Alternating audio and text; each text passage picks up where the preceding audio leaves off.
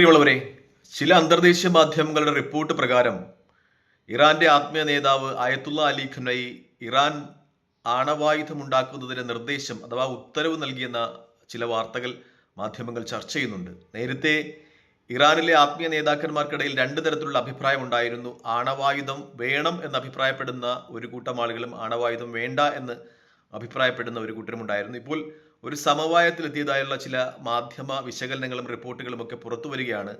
ഇസ്ലാമിക കാഴ്ചപ്പാടും വീക്ഷണവും അനുസരിച്ച് ആണവായുധങ്ങൾ മാനവരാശിക്ക് എതിരാണ്. അതുകൊണ്ട് തന്നെ ഇത്തരം ആണവായുധങ്ങൾ ഉണ്ടാക്കുന്നതിനെ അടിയുറച്ച ഷിയ പാരമ്പര്യമുള്ള ഇറാൻ ആത്മീയ നേതൃത്വം എതിർത്തിരുന്നു. ഇപ്പോൾ ആ എതിർപ്പ് രാഷ്ട്രീയ താല്പര്യം മുൻനിർത്തി, അതായത് ഇറാൻ എന്ന് പറയുന്ന രാഷ്ട്രത്തിന്റെ നിലനിൽപ്പിന് ആണവായുധം അത്യന്താപേക്ഷിതമാണ്, അല്ലെങ്കിൽ ശത്രുക്കളുടെ ആക്രമണം ഉണ്ടാകും എന്ന ഒരു വിലയിരുത്തലിന്റെ അടിസ്ഥാനത്തിൽ മാറ്റപ്പെടുന്നു. ഇറാൻ ആണവ രാജ്യമാകണം എന്ന ഒരു നിഗമനം ഇപ്പോൾ അയത്തുള്ള അലി ഖമനഈയും നടത്തുന്നു. അതുപോലെ അദ്ദേഹം അതുമായി ബന്ധപ്പെട്ട ഉത്തരവ് ഇറാൻ ഗവൺമെന്റ് നൽകി എന്ന ചില വിശകലനങ്ങൾ മാധ്യമങ്ങൾ വരികയാണ്.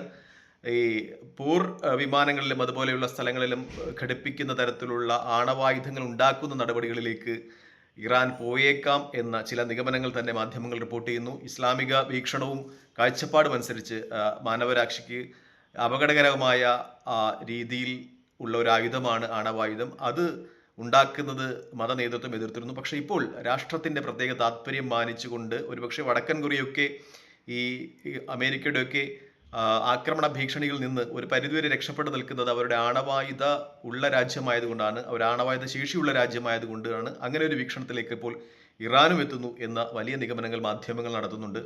മറ്റൊരു കാര്യം പശ്ചിമേഷ്യയെക്കുറിച്ച് വരുന്നത്, ഇസ്രായേൽ ഒരു സ്വയം പര്യാപ്ത രാജ്യമെന്ന രീതിയിൽ, അതായത് ആയുധങ്ങളുടെ കാര്യത്തിൽ ഒരു സ്വയം പര്യാപ്ത രാജ്യമാകുവാൻ ശ്രമിക്കുന്നു എന്ന രീതിയിൽ ബെഞ്ചമിൻ നെതന്യാഹുവിന്റെ പ്രഖ്യാപനം ഉണ്ടാകുന്നു എന്നതുമായി ബന്ധപ്പെട്ടാണ്. അടുത്ത 10 വർഷത്തേക്ക് അദ്ദേഹം വലിയൊരു പ്ലാൻ ആവരണം ചെയ്യുന്നു, അഥവാ പ്ലാൻ രൂപപ്പെടുത്തുന്നു. ഏകദേശം 300 ബില്യൺ ഷെക്കലിന്റെ ഒരു പ്രതിരോധ ബഡ്ജറ്റ് അദ്ദേഹം ഉണ്ടാക്കുന്നു എന്ന രീതിയിൽ മാധ്യമങ്ങൾ റിപ്പോർട്ട് ചെയ്യുകയാണ്.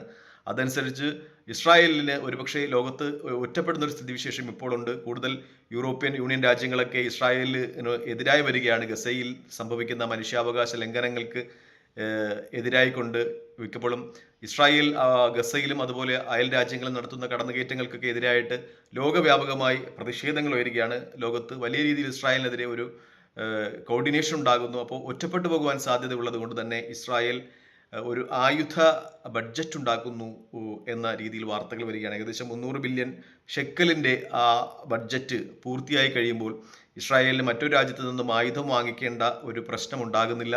പ്രത്യേകിച്ചും ഇറാൻ അപ്പുറത്തെ സൈഡിൽ വലിയ ഒരു ശത്രുവായി രൂപാന്തരപ്പെട്ടു വരുമ്പോൾ ഇസ്രായേൽ കൂടുതൽ ആയുധങ്ങളിൽ പര്യാപ്തമാക്കുവാൻ തക്കവണ്ണം ഈ ബഡ്ജറ്റ് ഇസ്രായേലിനെ പര്യാപ്തമാക്കുമെന്നാണ് ഇസ്രായേലി മാധ്യമങ്ങളുടെയൊക്കെ വിശകലനങ്ങൾ വരുന്നത്. എന്തായാലും പശ്ചിമേഷ്യ സംബന്ധിച്ച് സംഘർഷങ്ങൾ കൂടുതൽ മൂർച്ഛിച്ചു വരുന്നു എന്ന് തന്നെയാണ് വ്യക്തമാകുന്നത്. തൽക്കാലം ഈ വീഡിയോ ഇവിടെ വാങ്ങുന്നു. മറ്റൊരു വീഡിയോ കാണുന്നതുവരെ നന്ദി, നമസ്കാരം, ജയ് ഹിന്ദ്. വീഡിയോ ഇഷ്ടപ്പെടുന്നുണ്ട് ലൈക്ക് ചെയ്യുക, ഷെയർ ചെയ്യുക, കമന്റ് ചെയ്യുക. മറ്റൊരു വീഡിയോ കാണുന്നതുവരെ ജയ് ഹിന്ദ്.